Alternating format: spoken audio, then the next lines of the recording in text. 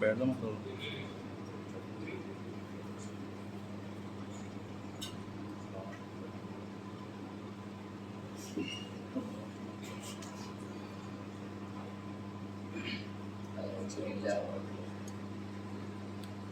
الحمد لله نحمده ونستعينه ونستغفره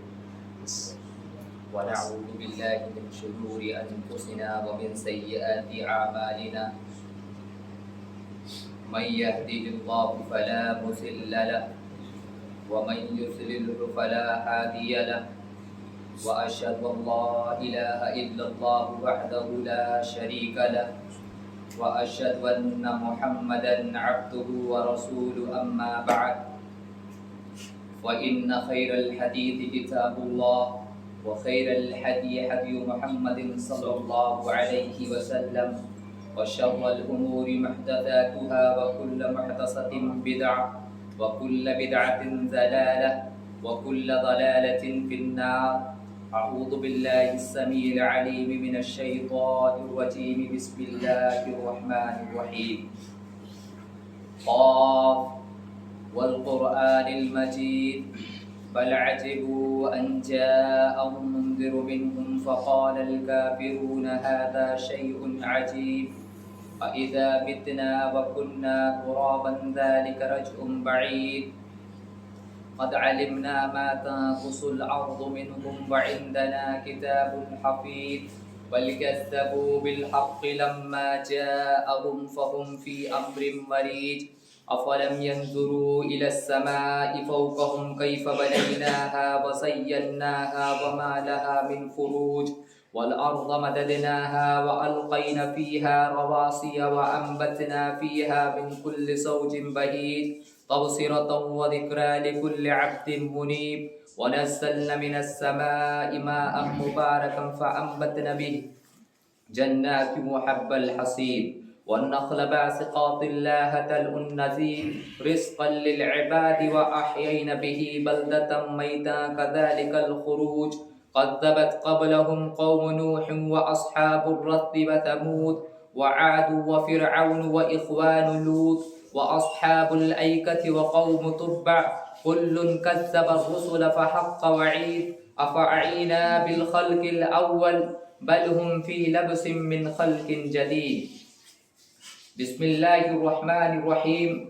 وإذا أخذ ربك من بني آدم من ظهورهم ذريتهم وأشهدهم على أنفسهم ألست بربكم قالوا بلى شهدنا. تمام قسم کی تعریفات، توصیفات، بڑائی و بزرگی صرف اور صرف اللہ رب العالمین کے لیے لائق و زیبا ہے، جو ہمارا خالق ہے، مالک ہے، مربی و پالنہار ہے، اور بے شمار درود و سلام نازل ہو تمام ہی انبیاء کرام پر، بالخصوص ہم سب کے آخری نبی جناب محمد الرسول اللہ صلی اللہ علیہ وسلم کے ذات گرامی پر. مختصر مگر ضروری حمد و ثنا کے بعد میں سب سے پہلے آپ کے سامنے اپنے موضوع کی وضاحت کر دوں کہ آج جس موضوع کے تعلق سے کچھ کہنا ہے، آج جس موضوع کے تعلق سے آپ کے سامنے جو کچھ پیش کرنا ہے، اس کا تعلق عالم ارواح سے لے کر عالم برزخ تک. معزز سامعین کرام، ہر شخص یہ بات جانتا ہے، ہمارا اس بات پر ایمان بھی ہے، ہمارا اس بات پر یقین بھی ہے کہ ہر ایک کو ایک نہ ایک دن اس دنیا سے رخصت ہونا ہے، اس پر موت طاری ہونا ہے، کیونکہ اللہ رب العالمین نے اپنے قرآن مقدس کے اندر ارشاد فرمایا کل نفس ذائقۃ الموت، کہ ہر نفس کو موت کا مزہ چکھنا ہے، ہر نفس کو موت کا یہ کڑوا گھونٹ پینا ہے، ہر شخص پر موت ایک نہ ایک دن طاری ہونے والی ہے. لیکن سوال یہ پیدا ہوتا ہے کہ آخر موت کس کو کہا جاتا ہے؟ موت کس چیز کا نام ہے؟ موت کہا جاتا ہے جسم سے روح کے انفصال کا، یعنی جب روح ہمارے جسم سے جدا ہو جائے، جب روح ہمارے جسم سے الگ ہو جائے، اس کا نام موت ہے. لیکن جب تک یہ روح ہمارے جسم سے متصل رہتی ہے، ہمارے جسم سے جڑی رہتی ہے، اس کا تعلق ہمارے جسم سے برابر قائم اور دائم رہتا ہے، اس وقت تک انسان باحیات اور زندہ رہتا ہے۔ لیکن جب یہ روح انسان کے جسم سے جدا ہو جاتی ہے، ان کے مابین انفصال ہو جاتا ہے، ان کے مابین دوریاں ہو جاتی ہیں، تو گویا کہ اس پر موت طاری ہو جاتی ہے۔ لیکن سوال یہ پیدا ہوتا ہے، آخر یہ روح ہے کیا؟ یہ روح کس چیز کا نام ہے جس کا ہمارے جسم سے تعلق ہے؟ یہ روح کس چیز کا نام ہے؟ ایسے ہی سوال رسول اکرم صلی اللہ علیہ وسلم سے کفار بھی پوچھا کرتے تھے، لیکن ان کے یہ سوال برائے سوال ہوا کرتے تھے۔ رسول اکرم صلی اللہ علیہ وسلم کے امتحان کے واسطے ان کے سوال ہوا کرتے تھے اور پوچھا کرتے تھے، مر روح یا رسول اللہ، اے اللہ کے رسول ہمیں یہ بتائیں کہ روح کیا ہے، روح کس چیز کا نام ہے؟ رسول اکرم صلی اللہ علیہ وسلم سے جس موقع پر یہ سوال کیا گیا، اللہ کے رسول خاموش ہو گئے، وحی کا نزول ہوا اور اللہ رب العالمین نے ان کا جواب دیا اور کہا یسألونک عن الروح قل الروح من امر ربی وما اوتیتم من علم الا قلیل۔ یہ کہا یسألونک عن الروح کہ یہ لوگ آپ سے روح کی بابت پوچھ رہے ہیں، یہ لوگ آپ سے روح کے متعلق سوال کر رہے ہیں، کہہ دو قل من امر ربی کہ وہ اللہ رب العالمین کا امر ہے، وہ اللہ رب العالمین کے حکم سے ہے، وما اوتیتم من علم الا قلیل، اور روح کے متعلق زیادہ علم کسی کو نہیں دیا گیا۔ اس لیے معزز سامعین کرام، ہم سب کو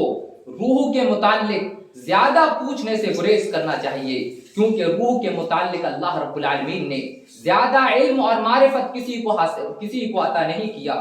خود اللہ رب العالمین نے کہا وما اوتیتم من علم الا قلیل، لیکن روح کے متعلق جو تمہیں علم دیا گیا ہے وہ بہت مختصر ہے۔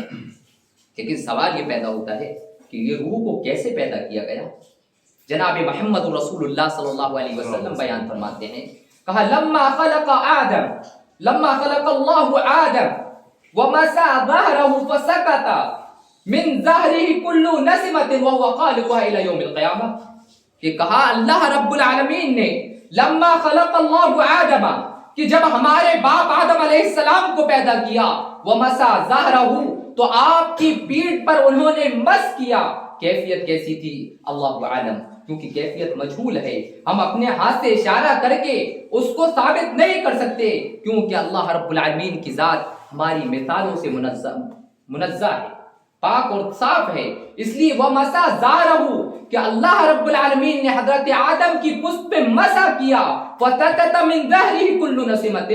وہ تمام کے تمام روحیں وہاں پر نیچے گر گئی۔ اور یہ کہاں کا معاملہ تھا؟ وادی نعمان کا، جو عرفات میں ایک جگہ ہے وہاں پر۔ جب یہ روحیں وہاں پر ہماری روحیں بھی موجود تھی، جب اللہ رب العالمین نے حضرت آدم کے پشت پر جو مسح کیا تھا تو وہاں پر ہماری روحیں بھی موجود تھی۔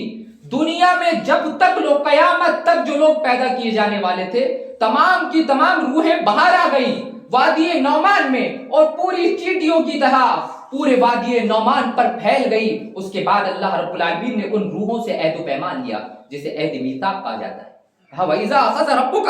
مِن بَنِي آدَمَ مِن ظُهُورِهِمْ ذُرِّيَّتَهُمْ وَأَشْهَدَهُمْ عَلَىٰ أَنفُسِهِمْ أَلَسْتُ بِرَبِّكُمْ قَالُوا بَلَىٰ شَهِدْنَا، کیا کہا؟ ان روحوں کو جمع کرنے کے بعد اللہ نے ان سے عہد و پیمان لیا، أَلَسْتُ بِرَبِّكُمْ قَالُوا بَلَىٰ شَهِدْنَا، کہ مجھے یہ بتاؤ کیا میں تمہارا رب نہیں ہوں، کیا میں تمہارا پروردگار نہیں ہوں؟ ان تمام کے تمام روحوں نے یہ جواب دیا، أَلَسْتُ بِرَبِّكُمْ قَالُوا بَلَىٰ شَهِدْنَا، کیوں نہیں اللہ تو ہمارا رب ہے۔ اسی لیے کہا جاتا ہے کہ ہر بچہ فطرت اسلام پر پیدا ہوتا ہے۔ فَأَبَوَاهُ يُهَوِّدَانِهِ أَوْ يُنَصِّرَانِهِ أَوْ يُمَجِّسَانِهِ، لوگ بعض اس کے والدین اسے یہود بنا دیتے ہیں، کوئی اسے نصرانی بنا دیتا ہے، کوئی اسے مجوس بنا دیتا ہے، لیکن ہر بچہ فطرت اسلام پر پیدا ہوتا ہے۔ اور یہ تمام کے تمام روحوں نے اللہ رب العالمین کے رب ہونے کا اقرار کیا تھا وادی نعمان میں، اور ہم سب کی روحیں وہاں پر موجود تھیں۔ لیکن اب سوال یہ پیدا ہوتا ہے کہ عالم ارواح میں روح رہتی کیسی ہیں؟ حضرت عائشہ رضی اللہ تعالی عنہ بیان فرماتی ہیں، سمعت رسول اللہ صلی اللہ علیہ وسلم یقول الارواح جنود مجندہ فما تعرف منها ائتلف وما تناکر منها اختلف، کہ کہا الارواح جنود مجندہ، کہ یہ روحیں عالم ارواح میں ویسی رہتی ہیں جیسا فوجی خیمہ لگا کر، جیسے فوجی جو ہے ہم دیکھتے ہیں عموماً جو سرحد کی حفاظت کرنے جاتے ہیں وہ اپنا ایک خیمہ لگا لیتے ہیں، ترپال اوپر سے ڈال لیتے ہیں اور اس کے اندر جیسا وہ رہتے ہیں خیمہ زر ہو کر، ویسا یہ روحیں عالم ارواح میں رہتی ہیں اور ایک دوسرے سے بات کرنے کے لیے، ایک دوسرے سے بات کرنے کا جب انہیں موقع ملتا ہے یا ایک دوسرے سے ملنے کی بابت، جیسا فوجیوں کو ایک دوسرے سے محبت ہو جاتی ہے، ایک دوسرے سے الفت ہو جاتی ہے، ویسا ہی روحوں کو وہاں پر بھی ایک دوسرے سے محبت ہو جاتی ہے۔ لیکن عجیب بات یہ ہے کہ عالم ارواح میں جو محبت ہوتی تھی وہ عالم ارواح میں ہوئی محبت یہ دنیا میں بھی باقی رہتی تھی۔ رسول اکرم صلی اللہ علیہ وسلم نے بیان فرمایا فما تعرف منها ائتلفا وما تناکر منها اختلفا، اور عالم ارواح میں جو روحوں کو ایک دوسرے سے محبت ہو جاتی ہے وہ محبت دنیا میں آنے کے بعد بھی باقی رہتی ہے۔ وما تناکر منها اختلفا، اور اگر ایک دوسرے کو نفرت وہاں پر ہو جاتی ہے عالم ارواح کے اندر تو وہاں پر ہوئی نفرت دنیا میں آنے کے بعد بھی برابر قائم اور دائم رہتی ہے۔ اس سلسلے میں حافظ ابن حجر العسقلانی رحمۃ اللہ علیہ اپنی فتح القدیر کے اندر لکھتے ہیں کہ مدینے کے اندر ایک عورت رہتی تھی، پھر کچھ دنوں کے بعد ایک دوسری عورت آئی اور اس کے گھر کے سامنے ایک خیمہ زر کر کے رہنے لگی، لیکن ان دونوں کے مابین اتنی محبت تھی کہ ایک دوسرے کے بغیر دن نہ گزرتا جب تک وہ دوسرے کو نہ دیکھ لیتی اور وہ اس کو نہ دیکھ لیتی تو ان کا دن برابر گزرتا نہیں۔ حضرت عائشہ نے جب یہ منظر دیکھا تو حضرت عائشہ کہتی ہیں کہ جیسا ان کی یہ دنیا میں بن رہی ہے ویسا ہی عالم ارواح میں بھی بنتی تھی، اور یہی حدیث صحیح مسلم کی پیش کی الارواح جنود مجندہ فما تعرف منها ائتلفا وما تناکر منها اختلفا، کہ اگر عالم ارواح میں روحوں کو محبت ہو جائے تو یہ دنیا میں آنے کے بعد بھی ان روحوں میں وہ محبت برابر قائم رہتی ہے، اگر وہاں نفرت ہو جائے تو عالم ارواح میں ہوئی نفرت اس دنیا میں آنے کے بعد وہ برابر قائم اور دائم رہتی ہے۔ لیکن سوال یہ پیدا ہو کہ اگر عالم ارواح میں روحوں میں نفرت ہو جائے تو وہ اختلاف دنیا میں آنے کے بعد بھی باقی رہتا ہے، تو یہی شریعت اسلامیہ آئی ہے، اسی وجہ سے شریعت اسلامیہ آئی ہے کہ ان کے مابین اختلاف کو ختم کرنے کے واسطے۔ اب یہ سوال پیدا یہ ہوتا ہے کہ وہ ارواح کہاں ہیں، وہ روحیں کہاں ہیں جو ابھی جسموں کے اندر داخل نہیں ہوئی، یا وہ ہماری نسل آنے والی ہے، ابھی دنیا میں اس کی پیدائش ہوئی نہیں، ابھی اس کو دنیا میں وجود ملا نہیں، ابھی وہ دنیا میں آئے نہیں، تو ان کی روحیں کہاں ہیں؟ رسول اکرم صلی اللہ علیہ وسلم معراج کے پورے واقعے کو نقل کرتے ہیں اور کہتے ہیں بڑا طویل واقعہ ہے، لیکن اللہ کے رسول صلی اللہ علیہ وسلم بیان فرماتے ہیں کہ جب میں پہلے آسمان میں گیا میری نبوت کا اقرار کیا گیا، مجھے خوش آمدید کہی گئی، مجھے سلام پیش کیا گیا، میں نے وہاں ایک ایسے شخص کو دیکھا جو کالا تھا، سانولا تھا، لیکن بڑا خوبصورت تھا، بڑا موٹا تازہ، بڑا بھاری بھرکم آدمی تھا، دیکھنے میں بڑا خوبصورت تھا۔ کہا کہ جب وہ اپنے دائیں طرف دیکھتے تو بہت زیادہ خوش ہو جایا کرتے تھے، لیکن جب وہ بائیں جانب دیکھتے تو بڑا رونے لگتے۔ میں نے اس واقعے کو جبریل امین سے پوچھا اور کہا جبریل مجھے بتاؤ یہ کون سا منظر ہے کہ وہ آدمی ہے جو اپنے دائیں جانب دیکھتا خوش ہو جایا کرتا، جب بائیں جانب دیکھتا رونے لگا۔ تو اللہ کے رسول صلی اللہ علیہ وسلم کو جبریل امین نے جواب دیا اور کہا یہ تمہارے آبا، تمہارے باپ حضرت آدم علیہ السلام ہیں، اور دائیں جانب وہ نیک لوگوں کی روحیں ہیں، جب وہ اس طرف دیکھتے تو خوش ہو جایا کرتے، اور جو بدکار ہیں ان کی روحیں بائیں جانب ہیں، جب وہ بائیں جانب دیکھتے تو رونے لگتے۔ اب سوال یہ پیدا ہوتا ہے کہ عالم ارواح سے یہ روح جسم کے اندر داخل کیسی ہوتی ہے؟ جب بچہ 4 مہینے کا ہو جاتا ہے، 120 دن کا ماں کی پیٹ میں ہو جاتا ہے، تو اللہ رب العالمین فرشتے کو حکم دیتا ہے کہ جو جسم کا نمبر کی روح وہاں عالم ارواح میں ہے وہ روح لے کر آئے، فَيُنْفَقُ فِيهِ الرُّوحُ، اور اس کے جسم پر وہ روح پھونکے جو روح عالم ارواح میں موجود ہے۔ فرشتے اسے جسم کے اندر پھونکتے ہیں، جب وہ جسم پر نشو نما پاتی ہے، جیسے آج دنیا میں ہمارے جسم میں نشو نما پا رہی ہے۔ لیکن اب سوال یہ پیدا ہوتا ہے کہ یہ روح جسم سے نکالی کیسے جاتی ہے؟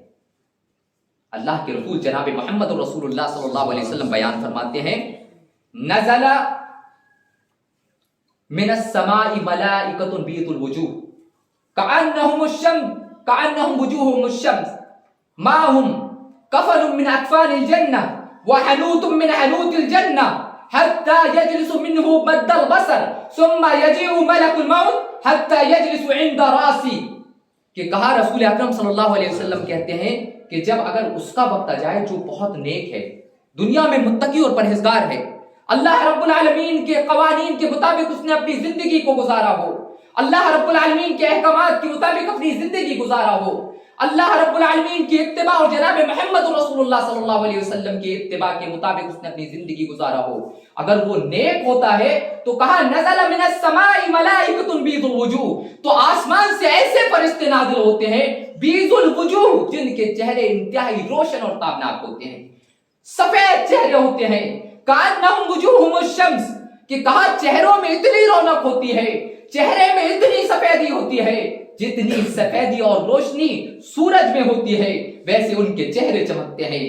کہا ماہم کفن من اکفان الجنہ, وہ جنت سے کفن لے کر آتے ہیں اس آدمی کے لیے, وحنوط من حنوط الجنہ, وہ اس آدمی کے لیے جو یعنی جس کا انتقال ہوا ہے اس میت کے لیے وہ جنت سے اعلیٰ قسم کی خوشبو لے کر آتے ہیں. حتی یجلس منہ مد البصر, اور جب بالکل وقت قریب آ جاتا ہے اس کی موت کا, اس کی روح قبض کرنے کا وقت قریب آ جاتا ہے, حتی یجلس منہ مد البصر, تو وہ جو فرشتے آتے ہیں وہ اس کی مد البصر منے نگاہ کے حد فاصل میں آ کر بیٹھ جاتے ہیں. ثم یجیء ملک الموت, اس کے بعد ملک الموت آتا ہے. حتی یجلس عند راسی, اور آنے کے بعد اس میت کے بالکل سر کے بازو میں آ کر بیٹھ جاتا ہے, اور بیٹھنے کے بعد اس میت سے مخاطب ہوتا ہے اور کہتا ہے یا ایتھا النفس الطیب, اے پاک روح, اخرجی الی مغفرت من اللہ ورضوانہ, کہ اب تیرا وقت ہو چکا ہے اس جسم پر رہنے کا, اب تیری مدت مکمل ہو چکی ہے, تیری میعاد آ چکی ہے, بلاوا اوپر سے آ چکا ہے تیری موت کا. اخرجی من اللہ من مغفرت, اخرجی الی مغفرت من اللہ ورضوان, کہ اب تو اللہ رب العالمین کی مغفرت کی طرف چل, اللہ رب العالمین کی رضامندی کی طرف چل. رسول اکرم صلی اللہ علیہ وسلم بیان فرماتے ہیں فتخرج تسیل کما تسیل من فی السقا, کہ روح جسم سے ایسے نکل جاتی ہے جیسے مشک جیسے ایک بوند نکلتی ہے, ایسا جسم سے انسان کی روح نکل جاتی ہے جو بڑی پاک روح ہوتی ہے. کیا کہا فتخرج تسیل کما تسیل من فی السقا, کہ کہا جسم سے روح اتنی تیزی سے نکل جاتی ہے جتنی تیزی سے ایک مشکے جیسے ایک بوند نکل جاتی ہے, اسی تیزی کے ساتھ نیک آدمی کی روح اس کے جسم سے نکل جاتی ہے.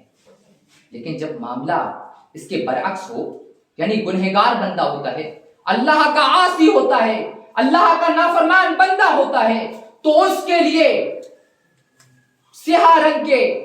نیلے رنگ کے فرشتے اس کے پاس آتے ہیں جن کے پاس ایک بڑا بدبودار ٹاٹ ہوتا ہے. ثم یجیء ملک الموت حتی یجلس عند راسی, اس کے بعد ملک الموت آتا ہے حتی یجلس عند راسی, اور آنے کے بعد اس کے سر کے بالکل بغل میں آ کر بیٹھ جاتا ہے. پھر روح سے مخاطب ہوتا ہے اور کہتا ہے یا ایتھا النفس الخبیث, اے خبیث روح, اے ناپاک روح, اخرجی الی سخط من اللہ وغضب, کہ اللہ رب العالمین کے غضب کی طرف چل, اللہ رب العالمین کی نافرمانی کی طرف چل. فتفرقو فی جسدی, وہ جانتی ہے کہ جسم سے نکلنے کے بعد میرا کیا ہونے والا ہے,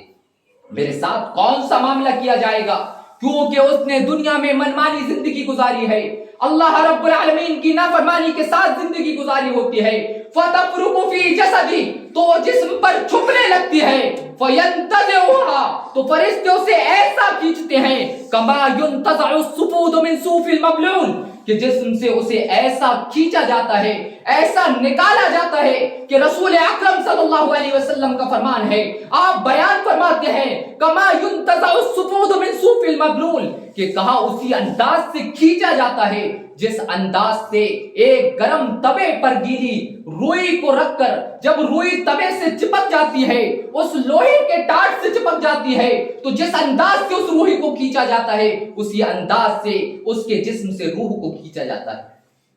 غور کرو معزز سامعین اکرام, رسول اکرم صلی اللہ علیہ وسلم نے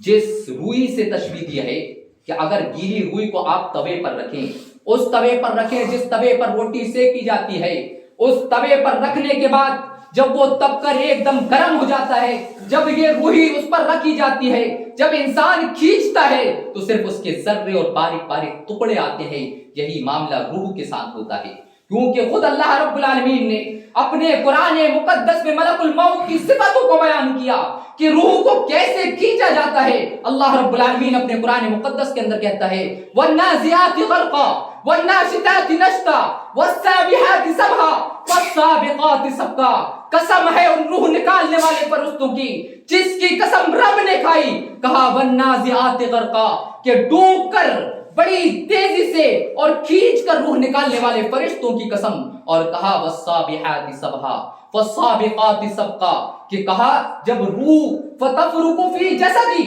جسم کے اندر چھپنے لگتی ہے تو یہی وہ فرشتے ہیں جو جسم کے اندر ڈوبتے ہیں، تیراکی لگاتے ہیں، اور بعض مفسرین کرام نے لکھا ویسے ہی تیراکی لگاتے ہیں جیسے ایک سمندر کے اندر سیپی ڈھونڈنے والا جو اس کے گوتے میں جاتا ہے، جو سمندر کی تہ میں تیراکی لگاتا ہے اور ڈبکی لگاتا ہے، اسی طریقے سے یہ فرشتے اس میں ان کے جسم پر ڈبکی لگاتے ہیں۔ فَيُنْتَزَعُ سُفُودُ مِنْ صُوفِ الْمَبْلُولِ اور روح کو اتنی ہی تیزی سے کھینچا جاتا ہے جیسا کہ روئی کو توے سے نکالا جاتا ہے۔ غور کریں معزز سامعین کرام، وہ مرحلہ کیسا ہوتا ہوگا، وہ عاصی لوگوں کے ساتھ کیسے معاملہ کیا جاتا ہوگا۔ پوچھیں حضرت عمر رضی اللہ تعالیٰ عنہ نے ایک مرتبہ حضرت کعب سے پوچھ لیا، اے کعب مجھے یہ بتاؤ کہ روح کے موقع پر انسان کو کیسی تکلیف ہوتی ہے، روح نکالنے کے موقع پر انسان کیا محسوس کرتا ہے۔ کہنے لگے اے امیر المومنین، آپ مجھ سے پوچھتے ہیں کہ روح نکالنے کے وقت کیسی تکلیفیں ہوتی ہیں، کیسی اذیت ہوتی ہے، کیسے علمناک واقعہ ہوتا ہے۔ امیر المومنین سنو، کغصن کثیر الشوکہ ادخل فی جوف الرجل، کہا تکلیفیں تو ویسی ہوتی ہیں جیسا کہ ایک ٹھیلی کو لایا جائے جو پوری کانٹوں سے لدی ہوئی ہو، مانے ایک لاٹھی لمبی سی لائی جائے جس کے اندر صرف کانٹے ہی کانٹے ہوں، اور اس کانٹوں کو انسان کے جسم سے چھپو دیا جائے، وہ تمام کانٹے انسان کے جسم سے لگا دیا جائے اور پوری تیزی کے ساتھ اس لاٹھی کو کھینچا جائے، تو جس انداز سے اس لاٹھی کو کھینچنے کی وجہ سے جو اس کا گوشت باہر آ جاتا ہے، جو اس موقع پر جو اسے تکلیف ہوتی ہے، حضرت کعب رضی اللہ تعالیٰ عنہ امیر المومنین حضرت عمر سے بیان کرتے ہیں، اے امیر المومنین اس موقع پر بے عین ہی ایسی ہی تکلیف ہوتی ہے۔ غور کریں معزز سامعین کرام، وہ شداد ابن اوس جو موت کی سختیوں کو بتاتے ہوئے، جو سکرات الموت کو بتاتے ہوئے زاروں قطار رونے لگے، اور پوچھنے والوں نے یہاں تک پوچھ لیا اے شداد ابن اوس ہمیں یہ بتائیں کہ موت کے وقت کیسی تکلیف ہوتی ہے، سکرات الموت کیا ہے۔ شداد ابن اوس بیان فرماتے ہیں کہ کہا سنو، موت کے وقت انسان کو ویسے ہی تکلیف ہوتی ہے جیسے ایک آدمی کو کھڑے کیا جائے اور اس کے سر کی مانگ پر آرے کو رکھ کر اس کے جسم کو دو ٹکڑے کر دیے جائیں، جو اس موقع پر اسے تکلیف ہوتی ہے، وہی تکلیف انسان کو موت کے وقت ہوتی ہے۔ لیکن شداد ابن اوس نے صرف اسی جملے پر اکتفا نہ کیا، بلکہ کہا موت کے موقع پر تو ایسی تکلیف ہوتی ہے کہ ایک کینچی کو لی جائے اور انسان کے جسم پرزے پرزے کر دیے جائے، انسان کے جسم کے ٹکڑے ٹکڑے کر دیے جائے۔ جو اس موقع پر انسان کو تکلیف ہوتی ہے، وہی روح نکالنے کے موقع پر، وہی موت کے وقت ایک انسان کو تکلیف ہوتی ہے۔ شداد ابن اوس نے صرف اس جملے پر بھی اکتفا نہ کیا، بلکہ آگے وضاحت کی اور کہا کہ ایک گرم ہانڈی پر انسان کو رکھا جائے اور تڑپتا ہوا اس پہ چھوڑ دیا جائے، نہ اسے وہاں سے ہٹایا جائے، نہ اس پر موت طاری کی جائے۔ جو اس موقع پر اسے تکلیف ہوتی ہے، وہی تکلیف ایک انسان کو اس کی سکرات الموت، موت کی تکلیفیں انسان برداشت کرتا ہے، یا روح نکالنے کے وقت انسان کو یہ تکلیف ہوتی ہے۔ غور کریں معزز سامعین کرام، ابو موسیٰ اشعری کے واقعے پر کہ جب لوگوں نے پوچھ لیا ابو موسیٰ اشعری سے کہ اے ابو موسیٰ اشعری ہمیں یہ بتائیں کہ سکرات الموت کیا ہے، موت کی سختیاں کیا ہیں، موت کی اذیتیں کیا ہیں، موت کی پریشانیاں کیا ہیں۔ ابو موسیٰ اشعری رضی اللہ تعالیٰ عنہ نے بیان کیا کہ کہا سنو،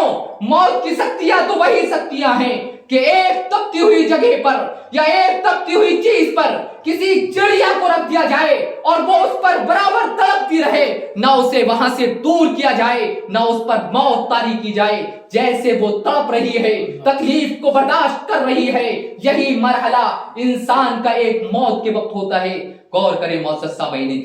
किराम, कितना संगीन मरहला होता होगा, कितना दुश्वार कुल मरहला होता होगा, कितना तकलीफ दे मरहला होता होगा, कितना अलमनाक ये मरहला होता होगा। लेकिन अब ये सवाल ये पैदा होता है कि जब मलकुल मौत इंसान की रूह उसके जिस्म से निकालता है, तो अब ये रूह जाती कहाँ है?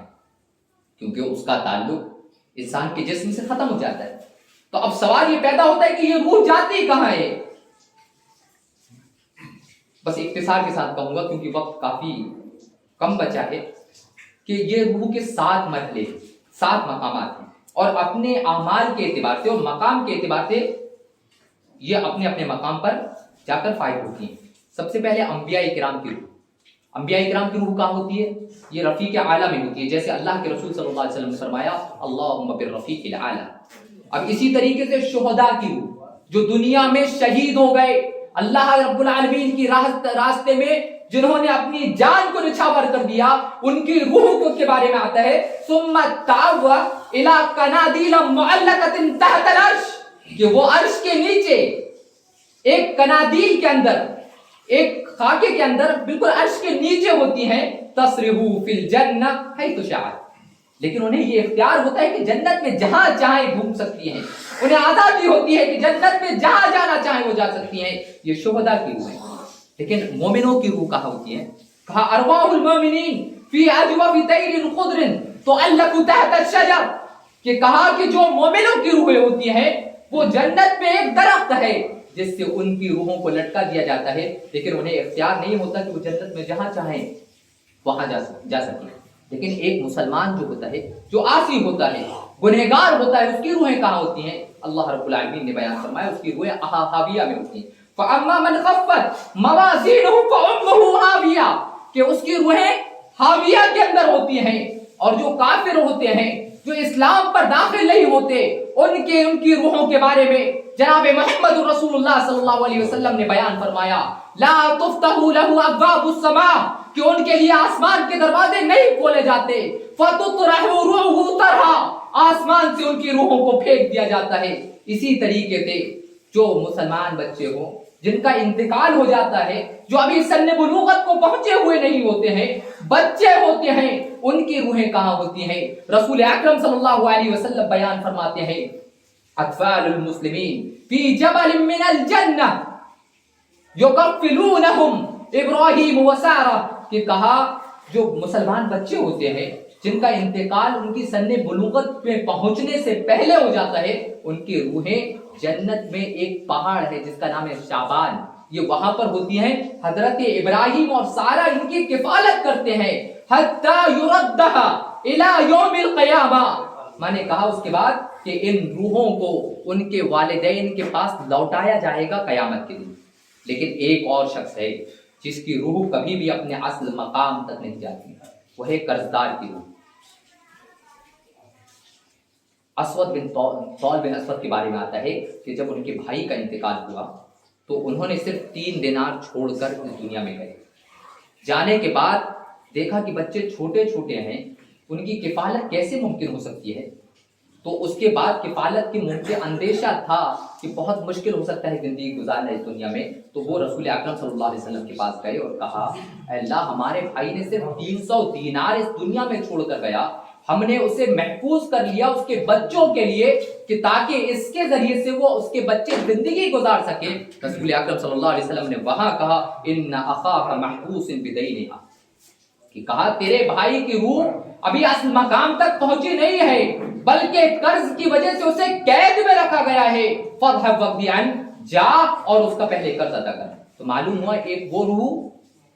अपने असल मकाम तक नहीं पहुंचती जो इंसान दुनिया में कर्ज की हालत में मरा, किसी से कर्ज ले लिया और उसी दौरान उसका इंतकाल हो गया, वो कर्ज को अदा नहीं किया। तो ऐसे लोगों की रूहें उस मकाम तक नहीं पहुंचती जब तक कि उसके ऊपर कर्ज मौजूद हो। अब सवाल ये पैदा होता है कि जब ये रूहें अपने असल मकाम तक पहुंच जाती हैं जाके, तो अब सवाल सबसे अहम होता है कि जब इंसान का इस जिस्म को लाके कब्र पर रखा जाता है تو قبر ان کے ساتھ سب سے پہلے کون سا معاملہ کرتی ہے؟ رسول اکرم صلی اللہ علیہ وسلم نے بیان فرمایا کہ قبر سب سے پہلے ان کے ساتھ اگر کوئی معاملہ کرتی ہے تو ضمۃ القبر کا معاملہ ہوتا ہے، ضبطۃ القبر کا معاملہ ہوتا ہے، کہ جیسے اس میت کو قبر میں لٹایا جاتا ہے تو سب سے پہلے قبر انہیں دبوچتی ہے۔ رسول اکرم صلی اللہ علیہ وسلم کا فرمان ہے، آپ بیان فرماتے ہیں ان للقبر ضبطہ، کہ ہر قبر انسان کو دبوچتی ہے۔ وَلَوْ كَانَ أَحَدٌ نَاجِيًا مِنْهَا نَجَا مِنْهَا سَعْدُ بْنُ مُعَاذ، اور اگر کسی کو اس سے نجات حاصل ہوتی، اگر قبر کے دبوچنے سے کوئی محفوظ ہوتا تو سعد بن معاذ محفوظ ہوتے۔ یہ سعد بن معاذ کون ہے؟ کیوں اللہ کے رسول صلی اللہ علیہ وسلم نے یہ بیان فرمایا کہ اگر قبر کی مانے دبوچنے سے اگر کوئی محفوظ رہ سکتا تو سعد بن معاذ محفوظ رہ سکتے تھے۔ یہ سعد بن معاذ وہ سعد بن معاذ ہے جن کے بارے میں رسول اکرم صلی اللہ علیہ وسلم کا فرمان ہے، ھذا الذی تحرک لہ العرش وفتحت له ابواب السماء وشهده 70,000 من الملائکہ لقد ضم ضمۃ ثم فرج عنہ، کہ کہا سعد بن معاذ وہ ہستی ہے، سعد بن معاذ وہ شخصیت ہے جس کے بارے میں آتا ہے ھذا الذی تحرک لہ العرش، کہ جب ان کا انتقال ہوا تو رب کا عرش ہل گیا، وفتحت لہ ابواب السماء، جن کے انتقال پر آسمان کے دروازے کھول دیے گئے، وشہدہ 70,000 من الملائکہ، اور جس کے جنازے پر 70,000 فرشتوں نے شرکت کی، وہ ہے سعد بن معاذ، وہ ہے سعد بن معاذ جس کے بارے میں رسول اکرم صلی اللہ علیہ وسلم نے آگے بیان فرمایا لقد ضم ضمۃ ثم فرج عنہ، لیکن سعد بن معاذ کو بھی قبر نے دبوچا، ثم فرج عنہ، پھر قبر ان سے کھل گئی۔ یعنی قبر میں جب انسان کو رکھا جاتا ہے، رکھنے کے بعد قبر انہیں ایسا دبوچتی ہے، اور سب سے پہلے قبر انسان کے ساتھ دبوچنے کا معاملہ کرتی ہے، یہاں تک کہ بچہ بھی محفوظ نہیں رہتا۔ ابو ایوب رضی اللہ تعالیٰ عنہ بیان فرماتے ہیں کہ ایک بچے کا انتقال ہوا، جب بچے کا انتقال ہوا تو ہم نے اسے قبرستان لے گئے، قبرستان پر جب ہم دفن کر رہے تھے رسول اکرم صلی اللہ علیہ وسلم نے بیان فرمایا لو افلت احد من ضمۃ القبر لا افلت هذا الصبی، کہ کہا اگر قبر کے دبوچنے سے کوئی محفوظ ہو سکتا تھا تو یہ بچہ محفوظ ہوتا جو ابھی سن بلوغت کو نہ پہنچا، لیکن قبر بچوں کو بھی دبوچنے سے محفوظ نہیں رکھتی، بلکہ قبر بچوں کو بھی دبوچتی ہے۔ لیکن سوال یہ پیدا ہوتا ہے کہ مومنوں کے ساتھ قبر کا دبوچنا کیسا ہوتا ہے، اور اغیاروں کے ساتھ مومنین کے جو علاوہ ہوتے ہیں قبر انہیں کیسا دبوچتی ہے؟ معزز سامعین کرام، رسول اکرم صلی اللہ علیہ وسلم کا فرمان ہے، آپ بیان فرماتے ہیں ان ضمۃ الارض للمؤمن ضمۃ رحمۃ وشفقہ کالام تضم ولدها الى صدرها، کہ کہا قبر مومن کو ویسے دبوچتی ہے، ویسے رحمت اور شفقت کے ساتھ دبوچتی ہے، ویسے شفقت کے ساتھ اسے مس کرتی ہے، کالام تضم ولدها الى صدرها، کہ جیسا ایک ماں اپنے بچے کو اپنے سینے سے لگا کر دبوچتی ہے ایسا قبر ایک مومن کو دبوچتی ہے۔ لیکن کافر کے ساتھ دبوچنا کیسا ہوتا ہے؟ رسول اکرم صلی اللہ علیہ وسلم نے کہا تضيق القبر، کہ قبر اسے دبوچتی ہے، بالکل تنگ ہو جاتی ہے، حتی تختلف اضلاعها، یہاں تک کہ اس طرف کی پسلیاں اس طرف آ جاتی ہیں، اس طرف کا حصہ اس کافر کا اس طرف آ جاتا ہے، اتنی شدت کے ساتھ دبوچتی ہے۔ یہ دبوچنا جو ہے برحق ہے، اور انسان کو جب یعنی قبر کے اندر داخل کیا جاتا ہے تو قبر سب سے پہلے اس کے ساتھ یہی معاملہ کرتی ہے۔ اب دوسرا معاملہ فتنۃ القبر کا ہے، فتنۃ القبر جس کے بارے میں رسول اکرم صلی اللہ علیہ وسلم نے کہا انکم تفتنون فی قبورکم قریبا من فتنۃ الدجال، کہ کہا تمہیں قبر میں آزمایا جائے گا، اور یہ اتنا سنگین فتنہ ہوگا جیسا کہ دنیا میں جو سب سے بڑا فتنہ ہے دجال کے ظہور کا، دجال کا فتنہ ہے، ایسا فتنہ اور ایسی آزمائش انسان کی قبر کے اندر بھی ہوگی۔ انکم تفتنون فی قبورکم، کہ تمہیں قبر پر رکھنے کے بعد تمہیں آزمایا جائے گا، اور یہ آزمائش اتنی سنگین ہوگی قریبا من فتنۃ الدجال، جیسا کہ دجال کی آزمائش ہے، دجال کا فتنہ ہے، ایسا قبر میں فتنہ ہوگا۔ لیکن بعض محدثین کرام نے لکھا ہے اس فتنے سے مراد منکر نکیر کے سوال اور جواب ہوں گے، کیونکہ جب یعنی انسان گنہگار ہوگا یا میت جو ہے جسے دفن کیا گیا ہے جب وہ گنہگار ہوگی تو اس کے بارے میں آتا ہے اتاہ ملکان اسودان ازرقان، کہ اس کے پاس दो सियाह रंग के, नीलगू रंग के, जमीन को चीरते हुए फरिश्ते आएंगे और पूछेंगे मन रब्बुका, तेरा रब कौन है? वो सिर्फ यही जवाब देगा, हाँ ला अदरी, मैं नहीं जानता है, अफसोस मैं नहीं जानता, क्योंकि दुनिया में उसने रसूल अकरम सल्लल्लाहु अलैहि वसल्लम के मुताबिक जिंदगी नहीं गुजारी। अल्लाह रब्बुल आलमीन की फरमाबरदारी उसने दुनिया में नहीं की, बल्कि अल्लाह रब्बुल आलमीन की नाफरमानी की, जिसके नतीजे में जब उससे मुनकर नकीर सवाल करेंगे, पूछेंगे बता मन रब्बुका, कि तेरा रब कौन है, जिनके सवाल पर ये जवाब वो देगा, हाँ ला अदरी, मैं अफसोस के मैं नहीं जानता कि मेरा रब कौन है। अगर जब ये जवाब दे दे और तीनों सवालों के जवाब पर हाँ ला अदरी का अगर वो जवाब देगा, रसूल अकरम सल्लल्लाहु अलैहि वसल्लम का फरमान है, आप बयान फरमाते हैं कि उसके बाद कि सुम्मा युद्रबु बिमित्रक मिन हदीदिन बैना उदनैहि फयसीहु सयहा, तो वो फरिश्ते जो उससे सवाल जवाब करेंगे, लेकिन जिनके सवाल पर वो सही जवाब ना देगा, सुम्मा युद्रबु बिमित्रक मिन हदीदिन, तो उसे लोहे के हथौड़े से मारा जाएगा। और कैसा मारा जाएगा? बैना उदनैहि, कि दोनों कानों के बीच पर मारा जाएगा। सवाल ये पैदा होता है कि उसे इस दोनों कानों के बीच पर क्यों मारा जाएगा? क्योंकि इंसान की अकल ये यहां पर होती है, तो इसीलिए मारा जाएगा कि तुझे दुनिया में अकल दी गई, तूने इस्तेमाल क्यों नहीं किया, इसलिए उसे दोनों कानों के बीच में कहा बैना उदनैहि, उसके दोनों कानों के बीच पर मारा जाएगा। इतनी सख्ती के साथ मारा जाएगा, इतनी सख्ती के साथ मारा जाएगा कि वो जैसा हथौड़ा उसके इस सर पर पड़ेगा, वो बड़ी डरावनी चीख मारेगा। गौर करें मोअज़्ज़ज़ सामीन किराम, उस हथौड़े के बारे में कहा, रसूल अकरम सल्लल्लाहु अलैहि वसल्लम का फरमान है, वो हथौड़ा इतना भारी होगा, इतना भारी होगा वो हथौड़ा कि अगर पूरी दुनिया में इंसो जिन भी चाहे उस हथौड़े को उठाना चाहे तो वो हथौड़ा उठा नहीं सकते। बल्कि यहां तक कहा गया, सुम्मा दुरिबल जबलु बिहा लसारा तुराबा, कि अगर उस हथौड़े को अगर किसी पहाड़ पर मार दिया जाए, किसी जमे हुए पहाड़ पर अगर उस हथौड़े को पटक दिया जाए, लसारा तुराबा, तो आप देखेंगे कि सारा के सारा पहाड़ मिट्टी बन जाएगा, जर्रों में बढ़ जाएगा। वो हथौड़ा इंसान को उसके दोनों कानों के बीच पर मारा जाएगा। उसके बाद मोअज़्ज़ज़ सामीन किराम, जो बरज़खी अज़ाब है, रसूल अकरम सल्लल्लाहु अलैहि वसल्लम का फरमान है कि उसके लिए जहन्नम का दरीचा खोल दिया जाएगा, जहन्नम की खिड़कियां खोल दी जाएंगी, जहन्नम का बिस्तर उसके लिए बिछा दिया जाएगा, जहन्नम का कफन उससे लगा दिया जाएगा, और इसी तरीके से उस पर अज़ाब होता रहेगा। आखिर में मैं दुआ करता हूँ कि अल्लाह रब्बुल आलमीन हम सबको सुनने से ज्यादा उस पर अमल पैरा होने की तौफीक इनायत फरमाए। आमीन आमीन।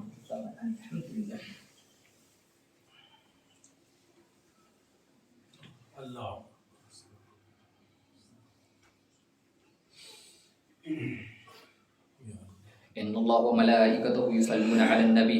या अय्युहल्लज़ीना आमनू सल्लू अलैहि व सल्लिमू तस्लीमा। अल्लाहुम्मा सल्लि अला मुहम्मदिन व अला आलि मुहम्मद कमा सल्लैता अला इब्राहीम व अला आलि इब्राहीम इन्नका हमीदुम मजीद। अल्लाहुम्मा बारिक अला मुहम्मदिन व अला आलि मुहम्मद कमा बारकता अला इब्राहीम व अला आलि इब्राहीम इन्नका हमीदुम मजीद। अल्लाहुम्मा अंसुर मन नसर दीन मुहम्मदिन सल्लल्लाहु अलैहि व सल्लम व अफ़्ज़ल मन ख़ज़ल दीन मुहम्मदिन सल्लल्लाहु अलैहि व सल्लम व ला तजअलना मिनहुम आमीन। इबादल्लाहि रहमकुमुल्लाह, इन्नल्लाह यअमुरु बिल अदलि वल इहसान व इताइ ज़िल क़ुरबा व यनहा अनिल फ़हशाइ वल मुनकर वल बग़yi यइज़ुकुम लअल्लकुम तज़क्करून। वज़्कुरुल्लाह यज़्कुरुकुम वद'ऊहु यस्तजिब लकुम व ज़िक्रुल्लाहि तआला व अजलु व अतम व अकबर।